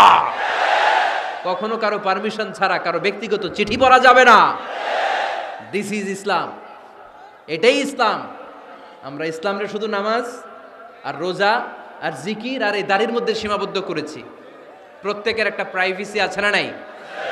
Everyone has privacy and no one should interfere in his privacy or in her privacy. প্রত্যেকের একটা প্রাইভেসি আছে না নাই? মানুষ ছোট হলেও তার একটা সম্মান আছে না নাই? এজন্য ছোট্ট বাচ্চাদেরকে কখনো প্যান্ট খুলতে বলবেন না। অনেকে বলে আরে ছোট মানুষ খোল, আরে তুই খোল, এই খোল তো। আছে না নাই? ওরও প্রেস্টিজ আছে, ওরও সম্মান আছে। খবরদার, everyone has a personal space and no one should interfere someone's personal space. কারো পার্সোনাল স্পেসে যেন আমরা নাক না গলাই। অনেকের বদ স্বভাব ফ্যামিলি ম্যাটার নিয়ে, প্রাইভেট ম্যাটার নিয়ে কথা বলে। ভাই কি চাকরি করেন? সরকারি না বেসরকারি? সরকারি। বেতন কত? উনার বেতন কত? এটা দিয়ে আপনার কি লাভ? ঠিক কি না? মানুষ একটা দেখলে ভাই বয়স কত, ভাই বেতন কত? ফার্স্ট ইমপ্রেশনে, ফার্স্ট যখন আপনি কারোর সাথে দেখা করবেন, বেতন কত, বয়স কত, এগুলো জিজ্ঞেস করা যাবে? কেউ যখন কারো ঘনিষ্ঠ হয়, বন্ধুতে রূপান্তরিত হয়, তখন এই কথাগুলো। কিন্তু শুরুতেই প্রাইভেট ম্যাটার নিয়ে, পার্সোনাল ম্যাটার নিয়ে খোঁচাখুচি করা যাবে ওয়ালা তাজাসসু, গোয়েন্দাগিরি করো না। গোয়েন্দাগিরি করাকে হারাম ঘোষণা করেছে কে? শেষ কথা বলি, 10 নম্বরে আল্লাহ বললেন, 10 নম্বরে রব্বুল আলামিন বললেন ওয়ালা ইয়াগতাব বা'দুকুম বা'দা আইয়ুহিব্বু আহাদুকুম আইয়াকুলা লাহমা আখিহি মাইতান ফাকারিহতুম। খবরদার, কেউ কারো গীবত করো না। কি করো না? গীবত করো না। এই উঠতেছে কে? বসেন, এখনই কথা শেষ হবে, একসাথে উঠবে। বসেন, আমার দিকে তাকান, আওয়াজ বন্ধ করুন। একে অপরের গীবত করো না। ব্যাকবাইটিং, চুগলখড়ি, আলহামদুলিল্লাহ ফেনীতে এগুলা নাই। চায়ের দোকানে বসে এর কথা ওর কানে, ওর কথা ওর কানে বইলা সমাজ একটা গিরিঙ্গি লাগায়। আছে না নাই? আল্লাহর হাবিব বললেন আতাদরুনা মাল গীবা, গীবত কারে বলে জানো নাকি? সাহাবীরা বললেন আল্লাহু ওয়া রাসূলুহু আ'লামু, আল্লাহ আল্লাহর রাসূল ভালো জানেন। বিশ্বনবী বললেন যিকরুকা আখাকা বিমা ইয়াকরাহু, তোমার কোনো ভাইয়ের অনুপস্থিতিতে তার ব্যাপারে এমন কোনো কথা বলা যেই কথা শুনলে সে মনে কষ্ট পাবে। গীবত কারে বলে বুঝছেন? আপনার ভাইয়ের অনুপস্থিতিতে আপনার ভাইয়ের ব্যাপারে এমন কোনো কথা বললেন যেটা শুনলে সে মনে কষ্ট পাবে। এক সাহাবী বললেন আফারাইতা ইন কানা ফি আখি মা আকুল, নবী আমি আমার ভাইয়ের ব্যাপারে যেটা বলছি এটা যদি সত্যিই হয়, তার মধ্যে যদি আসলেই এই সমস্যা থাকে, তাইলে? আল্লাহর হাবিব বললেন আরে তাইলেই তো গীবত। আর যদি তোমার ভাইয়ের মধ্যে এই দোষ না থাকে বানায়ে বলো, তাহলে এটা গীবত না, গীবতের চেয়ে ভয়ঙ্কর। ফাকাত বাহাত্তাহু, এটার নাম বহতান আর মিথ্যা অপবাদ। চিল্লায় বলেন ঠিক কিনা? কোন মুমিন গীবত করতে পারে? গীবত করার মৃত ভাইয়ের পচা গোশত খাওয়ার সমান। কোন মুমিন কখনো গীবত করতে পারে? এখন হালাল পন্থায় গীবত চলে আমাদের দেশে। কিভাবে জানেন? কথা শুরু করে এইভাবে, কথা বললে তো গীবত হয়ে যায়, বললে তো গীবত হয়ে যায়, তারপরেও বলি একটু, আছে না নাই? হালাল পন্থায় গীবত কি কমু ভাইজান, বললে তো গীবত হয়ে যায়। হালাল করতেছে এটা, হালাল হালাল হালাল না, বললে যদি গীবত হয়ে যায় তো বলবেন কেন? থামেন। কোন মুমিন কখনো গীবত করতে পারে?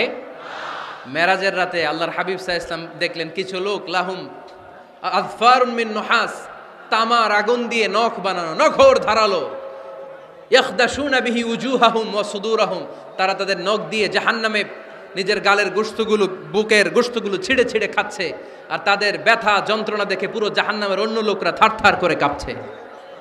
আল্লাহর হাবিব বললেন ইয়া জিবরিল মানহুম মান হাউলা, এরা কারা? সাইয়েদনা জিবরিল বললেন হুম আহলুল গীবাতি মিন উম্মাতিক, এরা আপনার উম্মতের মধ্যে চায়ের দোকানে বসে বসে যারা গীবত করেছিল তারা। এজন্য কোন মুমিন গীবত করতে পারবে না। অন্যের গীবত আমরা করব না, দোষ খুঁজলে নিজের দোষ খুঁজবো। এই 10টা গাইডলাইন এই ফেনী জেলায় যদি কালকে থেকে ইমপ্লিমেন্ট হয়, আপনাদের কি মনে হয় ফেনীর কোনো এলাকাতে, কোনো থানাতে মারামারি, বিশৃঙ্খলা এগুলো থাকবে? থাকবে? সব শেষে আল্লাহ তাআলা আমাদেরকে ঐক্যবদ্ধ হওয়ার কথা বললেন। আল্লাহ 5 বার বিশ্বাসীদেরকে ডাক দিলেন, 6ষ্ঠবারে আল্লাহ দুনিয়ার সবাইরে ডাক দিলেন, আস্তিক নাস্তিক হিন্দু বৌদ্ধ এদেরকে ডেকে আল্লাহ শেষ করলেন। শেষ কথা শুনতে মনে চায়? এতক্ষণ আল্লাহ বলছে ইয়া আইয়ুহাল্লাযীনা আমানু, এর মানে কি? ওহে ঈমানদারগণ। এবার আল্লাহ ডাক দিছে ইয়া আইয়ুহান নাস, এবার আল্লাহ কি বলে ডাক দিছে? আওয়াজ করে বলতে হবে, কি বলে? এবার আল্লাহ বললেন ইয়া আইয়ুহান নাসু ইন্না খালাকনাকুম মিন যাকারিন ওয়া উনসা ওয়া জাআলনাকুম শুউবান ওয়া ক্বাবাইলা লিতাআরাফু ইন্না আকরামাকুম ইনদাল্লাহি আতকাকুম। পড়েন সুবহানাল্লাহ। আল্লাহ ডেকে বললেন ইন্না খালাকনাকুম মিন যাকারিন ওয়া উনসা, ও বিশ্বাসীরা, এটা বলে ডাকে নাই, ও মানব সকল, নিশ্চয় আমি তোমাদেরকে এক নারী আর এক পুরুষ থেকে তৈরি করেছি। ওই পুরুষের নাম কি? ফেনীবাসী আওয়াজ করে বলেন আদম আলাইহিস সালাম। আর ওই নারীটার নাম কি? এই দুইজন থেকে গোটা পৃথিবী। তার মানে আসলে আমরা সব এক। আসলে কি? সব এক। নাস্তিকও আমার ভাই, হিন্দুও আমার ভাই, বৌদ্ধ খ্রিস্টানটাও আমার ভাই। ভ্রাতৃত্ব 3 ধরনের। একটা হচ্ছে মায়ের পেটের ভাই, এটাকে আরবিতে বলে আল উখুয়া আন নাসাবিয়্যা, মায়ের পেটের ভাই, উনি আমার মায়ের পেটের ভাই। আরেকটা আছে আল উখুয়া দ্বীনিয়া, দ্বীনি ভাই। এই যে আমরা সবাই এখানে একে অপরের কি ভাই? দ্বীনি ভাই। 3 নম্বরে হচ্ছে আল উখুয়া আল ইনসানিয়া, মানবতার দিক থেকে ভাই। সে দৃষ্টিকোণ থেকে হিন্দু আমার ভাই, বৌদ্ধ আমার ভাই, কারণ সেও মানুষ আমিও মানুষ। আমাদের সবার বাবার নাম কি? কথা কয় না? আদম আলাইহিস সালাম। সবার মায়ের নাম কি? দেখছেন, আমরা সবাই এক, সবাই এক। বিভেদের প্রাচীর আর বৃত্ত আমরা বানিয়েছি। ইসলাম ধর্ম, বর্ণ, জাতীয়তাবাদ এগুলোর বাইরে যে এক বিশাল ব্রড মাইন্ডেড রিলিজিয়ন, যেখানে আলাদা আলাদা বৃত্ত টানে নাই। আমরা ধর্ম, বর্ণ, ভাষা, জাতীয়তা এগুলোকে সামনে এনে আলাদা আলাদা পরিচয়ের বৃত্ত বানিয়েছি। আমরা বানিয়েছি শ্বেতাঙ্গ আর কৃষ্ণাঙ্গের পার্থক্য। আমরা করেছি আরব অনারবের বিভাজন। আমরা করেছি ব্রাহ্মণ আর শূদ্রের জাত প্রথা। ইসলামে কোনো জাত প্রথা নাই, শ্বেতাঙ্গ কৃষ্ণাঙ্গের পার্থক্য নাই, প্রেসিডেন্ট কুলিওয়ালা ঠেলাওয়ালার কোনো পার্থক্য আল্লাহর সামনে নাই। চিল্লায় বলো ঠিক কিনা? যার প্রমাণ, প্রেসিডেন্ট যখন নামাজে দাঁড়ায় তার পাশে রিকশাওয়ালাও নামাজে দাঁড়ায়, তার পাশে শিক্ষকও নামাজে দাঁড়ায়, তার পাশে ব্যবসায়ী ভাই নামাজে দাঁড়ায়, তার পাশে ছোট্ট ছেলেটাও নামাজে দাঁড়ায়। আল্লাহর সামনে গোটা সব বিশ্বের মানুষগুলোরে এক কাতারে দাঁড় করিয়ে দিয়েছে কে? কোনো পার্থক্য নাই। এই পার্থক্য বিভেদের প্রাচীর আমরা ভেঙেছি। এই বিভেদের প্রাচীরকে ভেঙে গুড়িয়ে দিতে হবে। আমরা মানুষকে মানুষ হিসেবে কনসিডার করি না।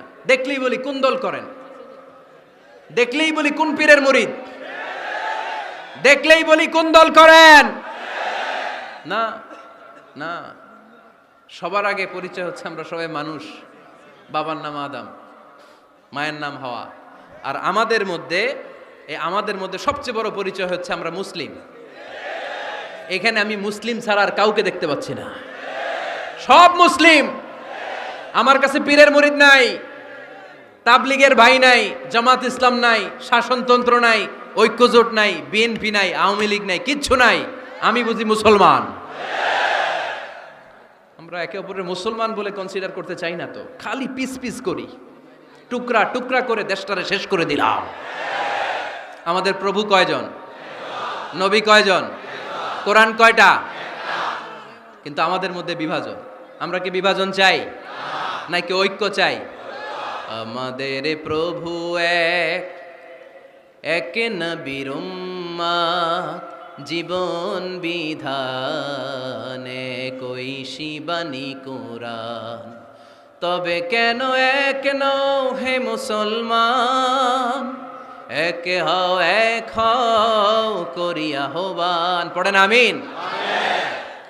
বাইতুল্লাহ এক, মদিনা শরীফ এক, ওহদ পাহাড় এক, বদরের মাঠ এক। ঠিক কিনা? একটা তো জীবন আর মরণ যে একটাই, এক সাথে মিলে মিশে একটাই প্রাণ। তবে কেন এক নও হে মুসলমান, এক হও এক হও করিয়া আহ্বান। পড়েন আমিন। বিভেদের প্রাচীর আর দেয়ালকে ভেঙে দেওয়ার জন্য এই যুবক ছেলেগুলাই যথেষ্ট। ঠিক কিনা? আমার বাংলাদেশকে মাদক মুক্ত করার জন্য, ইফটিজিং মুক্ত করার জন্য, সুদ মুক্ত করার জন্য, যৌতুক মুক্ত করার জন্য আমার ফেনীর কলিজার টুকরা যুবকেরাই যথেষ্ট।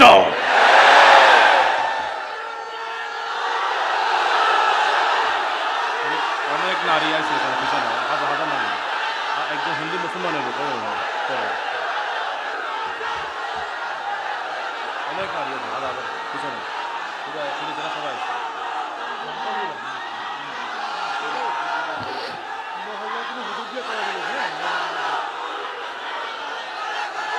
মাশাআল্লাহ, মাশাআল্লাহ, মাশাআল্লাহ। আমরা আসলে বিভেদের প্রাচীর তৈরি করতে চাই না। ঐক্যের কথা শুনলে আমরা, আমাদের সবচেয়ে বড় পরিচয় মুসলিম, এটা শুনলেই আপনাদের মধ্যে যে উচ্ছ্বাস আর উদ্দীপনা, এটাই প্রমাণ করে ভেদাভেদ কখনো জনগণ চায় না। মুসলিম তৌহিদি জনতার হৃদয়ের ভেতরে ভেদাভেদ নাই, হিংসা নাই, বিদ্বেষ নাই। আমাদের আসল পুঁজি ভালোবাসা। আমাদের আসল পুঁজি কি? এই ভালোবাসা দিয়ে আমরা বিশ্ব জয় করতে চাই। ঠিক কি না? পারা যাবে মুসলমান? আর যে 10টা গাইডলাইন, 10টা মেসেজ আজকে শেয়ার করলাম, এগুলো মানা যাবে তো? অনেক বোনেরা এসেছে, আমার বোনেরা, আমি তো দেখতে পাচ্ছি একেবারে ওই রাস্তা পর্যন্ত, এইদিকে অনেক পেছন পর্যন্ত, এদিকে অনেক ভাইরা। বিশাল জনসমুদ্রের আজকের এই আয়োজন। স্কুল মাঠ পুরোটাতে মহিলারা বসেছে। নারীদের জন্য একটাই কথা, 5 ওয়াক্ত সালাত জামাতের সাথে পড়বেন, রমাদানের রোজা রাখবেন, নিজের লজ্জাস্থানের হেফাজত করবেন, স্বামীর আনুগত্য করবেন। এই 4টা কাজ কোনো নারী করলে ওই নারীর জন্য 8টা জান্নাতের দরজা খুলে দিবে কে? আমাদের বোনগুলোকে আল্লাহ তুমি কবুল করো। আমার কলিজার টুকরা ফেনীর যুবক ছেলেদেরকে আল্লাহ তুমি সাইয়েদনা উমরে ফারুকের মতো কবুল করো, সাইয়েদনা হামজার মতো তুমি কবুল করো, খাব্বাব খুবাইবের মতো ইসলামের বীর সেনানী হিসেবে কবুল করে নাও। আজকের প্রোগ্রামের জন্য যারা কষ্ট করেছে আল্লাহ তুমি এই প্রোগ্রামটার আমাদের নাজাতের ওসিলা বানাও। আপনারা সবাই ভালো থাকবেন, সুস্থ থাকবেন, সুন্দর থাকবেন। ঐক্যের আহ্বান জানিয়ে এখানেই শেষ করছি।